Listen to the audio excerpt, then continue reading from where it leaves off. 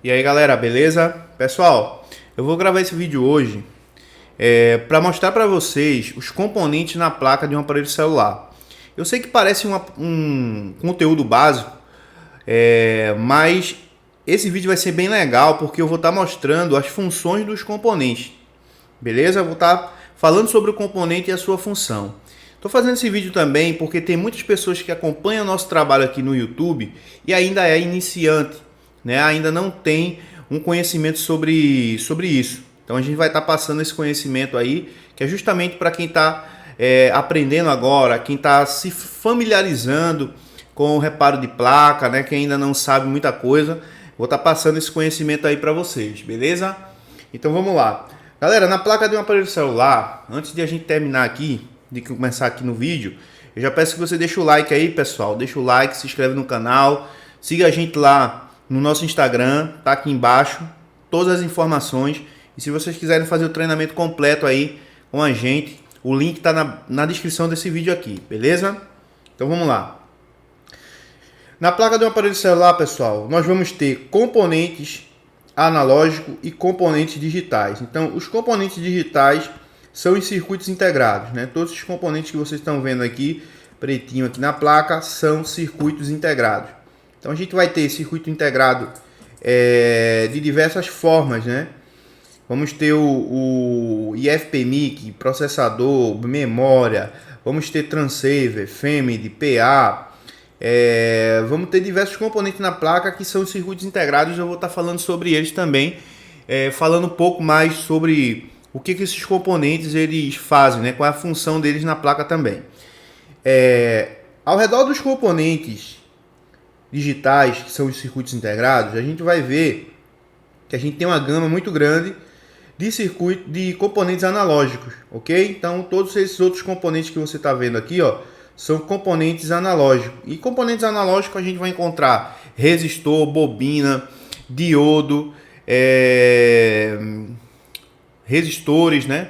Enfim, vamos encontrar diversos componentes aí também analógicos na placa. Quando eu digo para vocês aqui do canal que vocês devem estudar sobre eletrônica, pessoal, não é aquela eletrônica geral, cansativa e chata que a gente vê aí em vários outros locais aí que se ensina. Aquela eletrônica meio chata, que é enjoativa.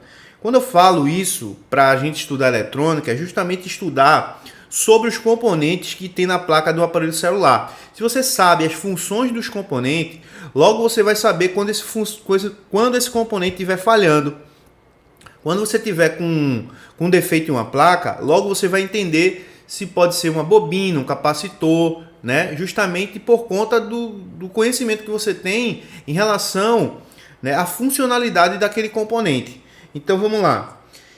Vamos falar primeiramente dos capacitores, né? Capacitores a gente tem diversos tamanhos na placa. Então a gente tem aqui, ó, um capacitor, ele tem essas duas extremidades dessa cor aqui prateada, né? E aqui no meio, como se fosse um alaranjado fosco, né? Então tudo isso aqui, ó, é tipo um marrom, né? Alaranjado. Que são capacitores, ó. Então a gente vai ter capacitores menores, capacitores maiores, né? Vamos ter diversos tipos de capacitores na placa. Então, aqui também no setor de radiofrequência, né, a gente tem capacitores aqui, ó. Isso aqui são capacitores, né? Só que a gente tem também esse tipo de capacitores aqui branco, né? A gente vai ter capacitores assim, ó, nesse formato branco, né? Que pode ser bobina e pode ser também capacitores. Então é sempre bom verificar no esquema elétrico. No setor lógico, a gente vai ter capacitores, ó. Só de olhar para cá eu já sei se é um capacitor ou não. Agora, mesmo assim, é sempre bom verificar no esquemático, né? Porque tem capacitores, tem termistores, varistores, que são parecidos com capacitores e com filtros e resistores. Então é muito importante vocês verem no esquema elétrico para vocês não se confundirem, né, quando você estiver analisando um capacitor ou qualquer outro componente. Então a gente tem esses componentes, né, meio alaranjado, que são os capacitores, né? E aqui, ó, pessoal, a gente tem bobinas, ó. Ela é um pouco pretinha aqui no meio, do lado também prateado, né? Então aqui é uma bobina, aqui é uma bobina, aqui é uma bobina, aqui é uma bobina. Só que você vai encontrar filtros que são bem parecidos com bobinas também. Então é sempre bom você verificar no esquema elétrico, mas sempre quando você vê um componente assim, ó, dessa forma aqui, ó, né? Ó, isso aqui também, ó, isso aqui é uma bobina, né? Então todos esses componentes aqui que vocês estão vendo, um pouco mais escuro, né, no meio, são bobinas, né? Então aqui, ó, a gente tem uma bobina também, né? Isso aqui também é uma bobina, ela é mais cinza aqui no meio, mas é uma bobina. Isso aqui também são bobinas, bobinas, bobinas, bobinas, né? E aqui tem um componente mais escuro, né, mais achatado. Pode ser uma bobina, também pode ser filtro. Ok? Então o filtro, ele é bem parecido com a bobina. Isso aqui pode ser uma bobina e pode ser um filtro também. Ok? Isso aqui também pode ser um filtro, né? Isso aqui pode ser um filtro. Agora vamos falar sobre resistores, né? Já já eu vou falar sobre a função. Resistores são esses menores componentes aqui, ó. Todos esses componentes pequenos aqui são resistores, tá vendo? Ele é bem pretinho, parece com essa bobina. Ó, vou dar um zoom aqui. Ó, ele é bem escurinho, né? Como aqui, ó. Tá vendo isso aqui, ó? Bem pretinho aqui no meio. Aqui também, ó, o resistor é bem pretinho, só que ele é menorzinho, né? O resistor ele sempre vai ser pequeno. Aqui a gente tem um componente, ó, pretinho no meio, né? Mas provavelmente isso aqui é um filtro. Perceba que o resistor ele é um pouco meio arredondado assim, as bordas dele, né? São meio que tipo de arredondado. Mas é sempre bom, não, são meio achatados na verdade, né? Os filtros aqui são meio arredondados. Mas é sempre bom você também verificar no esquemático, né? Para saber se é um capacitor ou se é realmente um resistor. Então tudo isso aqui, ó, pessoal, são resistores, ó. Tá vendo? A gente tem um bloco de resistores aqui, ó, com vários resistores, né? E esses componentes, eles são resistores. Agora vamos lá, antes de a gente partir para outros componentes, né? Vamos falar sobre o capacitor rapidinho aqui, para não ficar muito grande esse vídeo. O capacitor, pessoal, ele é um componente que ele vai tanto injetar a tensão na placa, né? Ele carrega para jogar tensão na malha que ele está ligado, ou ele pode também ser um filtro, né? E aí vai depender do local que ele está ligado e da sua capacitância. Todas essas informações aí a gente tem no nosso treinamento. Beleza? Então o capacitor ele pode ser ligado em série e também em paralelo. Ligado em série, ele vai estar fazendo a função de acoplamento. Ligado em paralelo, ele vai estar fazendo a função de desacoplamento. Beleza? Então o capacitor ele justamente serve para filtrar ou para injetar tensão, né, na malha para estabilizar a malha. Ok? Então ele trabalha tanto carregando e disparando na malha, quanto ele também pode trabalhar filtrando, né, a malha de algumas impurezas aí que entra para dentro da placa, ok? Na tensão e na corrente. Falando sobre a bobina, pessoal, a bobina também pode ser filtro, né? Ela pode trabalhar como filtro e também ela pode estar ligada na placa para gerar um campo eletromagnético, para gerar uma carga sobre tensão ou sobre corrente, ok? E aí a gente teria que ter um estudo mais amplo, né, sobre a bobina para poder explicar para você o que é um conversor book, né? O que é um circuito backlight, qual é a função da bobina nesses dois circuitos, né? Que é o que a gente vê de cara no trabalho de uma bobina. Mas a bobina trabalha justamente para isso. Ela trabalha muitas vezes em conjunto com um circuito integrado para fazer um chaveamento, né? E criar um campo eletromagnético para ser disparado em alguma malha. Ou também pode trabalhar como filtro.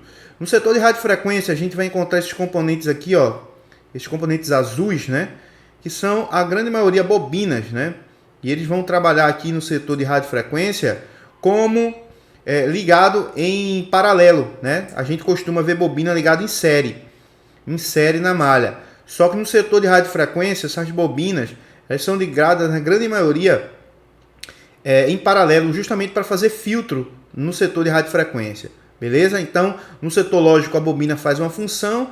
No setor de radiofrequência, ela vai estar ligada de uma outra forma, fazendo uma outra função. Beleza, galera? Então, a gente tem aqui ó, esse componente branco. Isso aqui é um fusível, né? O fusível serve para se passar uma tensão muito muito grande aqui, né? Ele vai partir um filamento que ele tem e vai abrir a malha, fazendo com que a tensão, né, um pico de tensão, não passe para o outro lado da placa. Sendo assim, ele vai tipo que bloquear a tensão aqui, né? A tensão entra num lado, não vai sair do outro porque partiu o filamento. Então, para isso que serve o fusível, né? Ou fusistores. Galera, aqui a gente tem um diodo, beleza? Diodo, ele pode ser diodo comum, diodo TVS ou diodo Zener, né? Quando você vê um diodo próximo a conectores de carga ou conectores de bateria, ele vai estar fazendo a função Zener. Ele vai estar ligado inversamente polarizado. Ou seja, quais são os componentes que têm polaridade e os componentes que não têm polaridade? É importante você saber que polaridade é quando eu tiro um componente da placa e quando eu vou colocar o componente, tem que colocar do mesmo jeito, senão vai dar errado. Então, capacitores, né? Capacitores cerâmicos.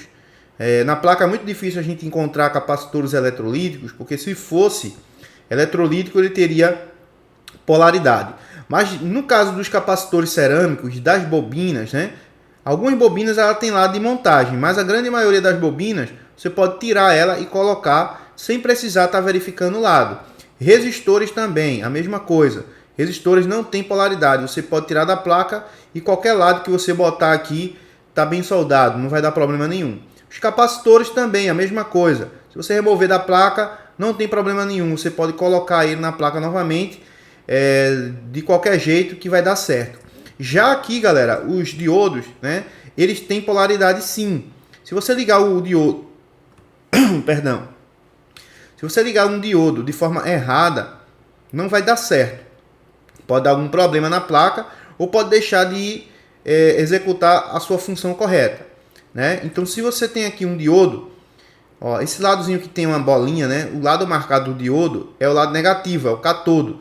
Então, o catodo ele sempre vai estar ligado, né? Quando ele é um Zener, ele sempre vai estar ligado para o lado positivo da placa. Então, o lado negativo do diodo vai estar ligado no positivo da placa, para que quando passar uma tensão alta, né? Esse diodo ele regular a tensão de entrada, aterrando aquilo que passa, né, aquilo que está passando e deixando passar aqui para frente só o que é permitido, né, só o que os engenheiros aí acharam melhor de passar. Então, vamos supor que aqui a gente tem 4 volts passando aqui para dentro, de repente esse 4 volts sofre um surto, né, um surto de tensão que foi para 7, 6 volts. Então, o que é que acontece?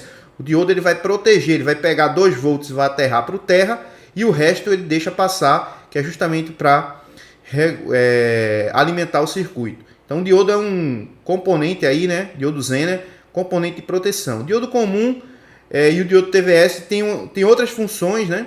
Mas se eu for falar de todos aqui, o vídeo vai ficar muito grande. Então, só o diodo Zener aí é um dos diodos mais importantes. Também a gente tem um diodo de backlight, mas eu teria que explicar todo o setor de backlight para você entender aí como é que funciona o diodo, né?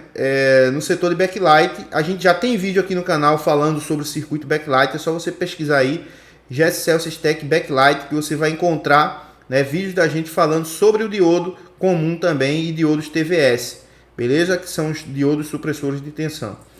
Então, pessoal, a gente vai ter, né, esses componentes analógicos que eu falei para vocês aqui, que são os componentes que a gente mais encontra, né? Que são os resistores, capacitores, bobinas e diodo, né? São esses os componentes. Vamos ter também varistores, vamos ter termistores, né?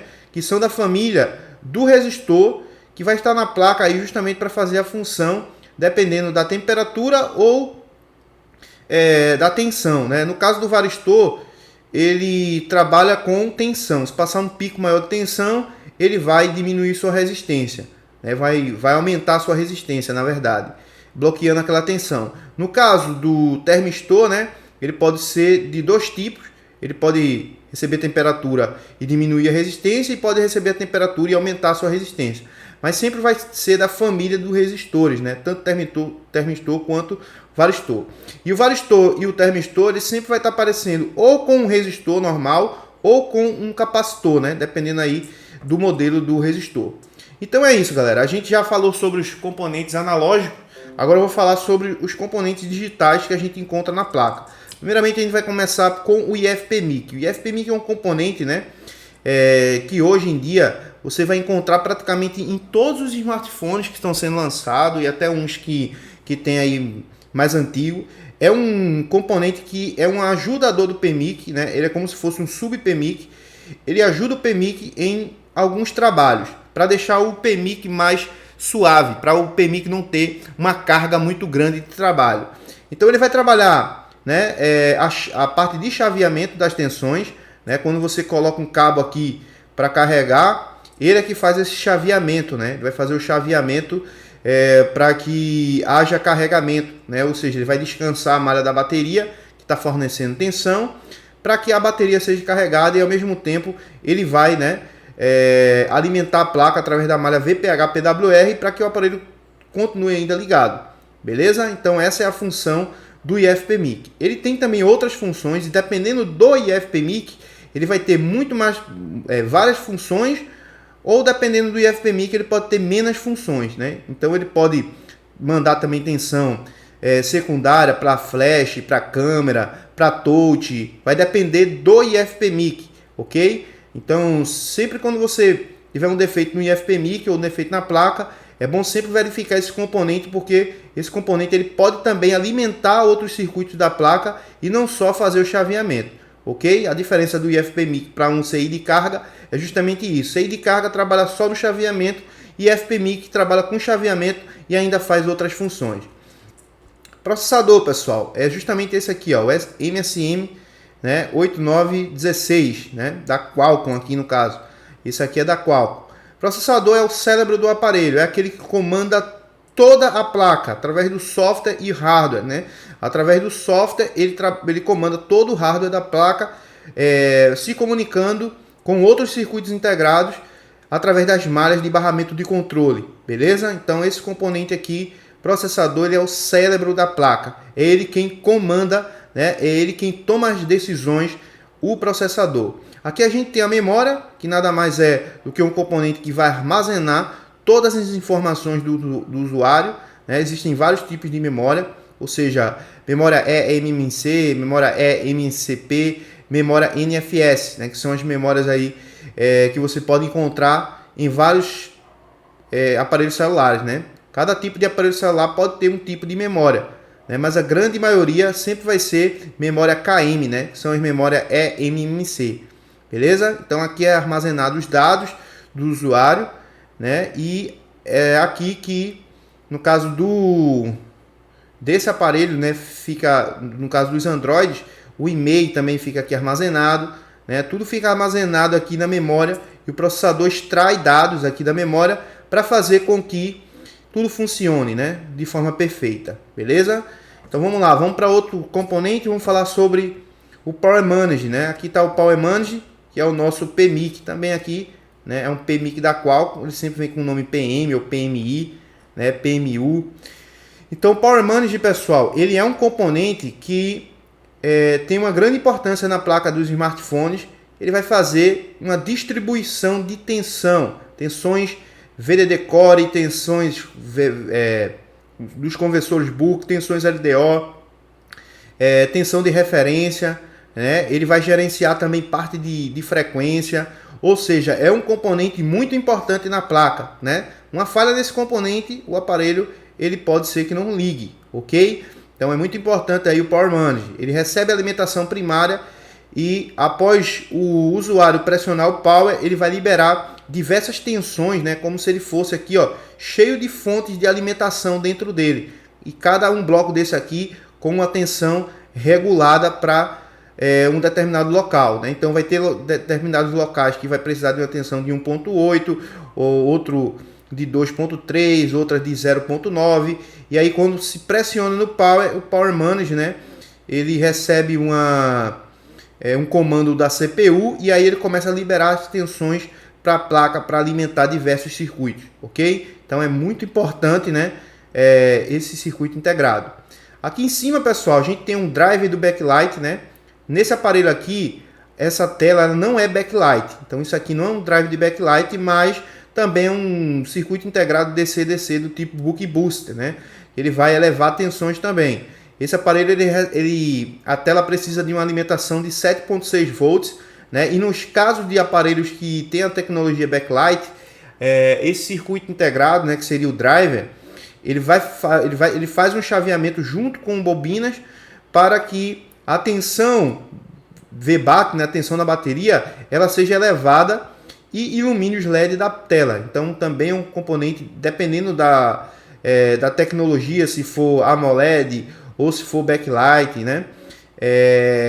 O driver, né, o CI DC-DC é muito importante para fazer essas alimentações serem geradas, né? Ou seja, o Power Manager alimenta esse circuito, né? Também vem a alimentação da VBAT para ele. E aqui, quando se liga, é como se fosse um Power Manager do setor de tela, ok? Então, esse componente aqui é como se fosse o Power Manager do setor da tela. Então, ele vai alimentar diversas malhas. É claro que vai outras malhas para o conector do display, que é o Power Manager que envia, né? Mas ele vai receber uma alimentação primária, assim como o Power Manager. E depois do Power, ele vai liberar alimentações para a tela, ok? E algumas dessas alimentações são alimentações que ela vai sofrer um chaveamento para que possa ser aumentada. Beleza, galera? Na placa a gente também vai ter os conectores FPCs, né, que são esses conectores aqui. Temos aqui, ó, flash, câmera, né? Isso aqui são antenas. Então tudo isso aqui também faz parte de componentes na placa que tem algumas pessoas que não sabem, né? Então isso aqui são antenas. A gente tem os conectores de antena, né? Os tuner, que é um conector de antena. CI Bluetooth Wi-Fi, né? Que vai fazer com que gere ativação e comunicação com o roteador. Beleza, galera? Deixa eu ver outra coisa aqui. Isso aqui é o conector do chip, né? Todo mundo sabe. Vamos lá, setor de radiofrequência, né? Vamos terminar agora pelo setor de radiofrequência. Isso aqui é um sensor, né? Todo mundo já sabe. Deixa eu ver se a gente encontra outros. Isso aqui é um sensor Hall, né? Então todo mundo já sabe o que é isso aí. Vamos falar agora sobre setor de radiofrequência. O setor de radiofrequência, galera, a gente tem aqui, ó, o transceiver, que é conhecido também como WTR. Isso aqui é o modem. Esse transceiver, ele pega sinal analógico e transforma para digital, justamente para a CPU entender o sinal. A CPU, ela não trabalha de forma analógica, ela só trabalha através de bits, né, de comunicação digital. Então, se não houvesse transceiver, a CPU não conseguiria entender o que está acontecendo aqui, ó, no setor de RF, porque o setor de RF trabalha com frequência, né, com transmissões. Então aqui a CPU não conseguiria entender o que está passando aqui, né? Então a gente não conseguiria ter uma comunicação aqui digital. Então o transceiver, né, o WTR, é justamente esse componente que ele vai modular e desmodular sinal, né? Pegando aqui um sinal da baseband, né, da CPU aqui, ó.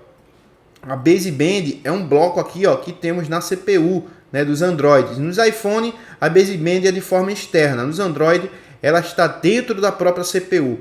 Então esse bloco, né, o bloco da baseband que está dentro da CPU, ele se comunica justamente com o transceiver, né, com o WTR do aparelho. E aí ele precisa de uma comunicação digital. Então o transceiver, ele vai fazer ele vai transformar, né, o sinal que vai vir analógico, que vai vir da antena aqui, ó, vem aqui do conector de antena, vai entrar para dentro da placa, né, vai passar por alguns componentes, vai chegar aqui, ó, e ele precisa fazer a transformação desse sinal analógico para digital, para que a CPU, né, a baseband, consiga entender o sinal que está chegando aqui. Então, a função do transceiver, né, do WTR, é justamente essa. A gente tem aqui, ó, o FEMID, né, que é o multiplex, né, o multiplexador. Na placa a gente vai ter dois multiplex, né, multiplex primário, multiplex secundário, que são o multiplex PRX e o multiplex DRX, né, DRX secundário, PRX primário.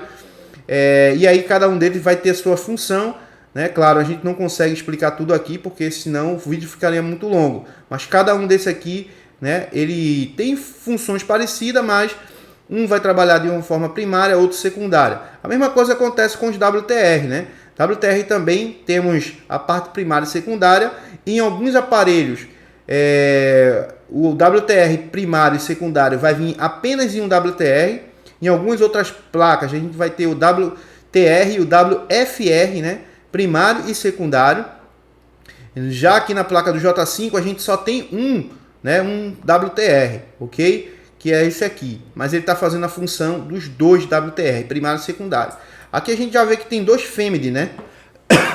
dois multiplex, que é como se fosse um interruptor, né, de sinal. Ele tem várias entradas, né, e apenas uma saída, que é a saída de antena.